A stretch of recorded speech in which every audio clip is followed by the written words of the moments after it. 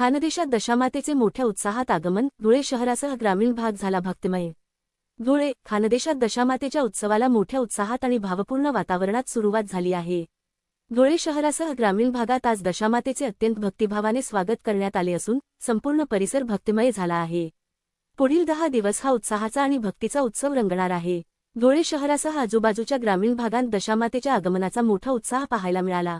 विशेष म्हणजे अनेक ठिकाणी बैलगाड्यांवरून दशामातेची मूर्ती विराजमान करून भव्य मिरवणुका काढण्यात आल्या। या मिरवणुकांमध्ये डीजे आणि पारंपरिक वाद्यांचा गजर करण्यात आला। वाद्यांच्या तालावर महिलांनी फुगड्या आणि गरबा खेळत आपला आनंद व्यक्त केला। यावेळी दशामातेच्या दर्शनासाठी आणि स्वागतासाठी परिसरातील भाविकांनी मोठ्या संख्येने उपस्थिती दर्शवली। यंदाचा दशामाता उत्सव सलग 10 दिवस चालणार असून तो अत्यंत उत्साहात आणि भक्तिमय वातावरणात साजरा केला जाणार आहे। या 10 दिवसांच्या काळात विविध धार्मिक कार्यक्रमांचे आयोजन करण्यात आले आहे।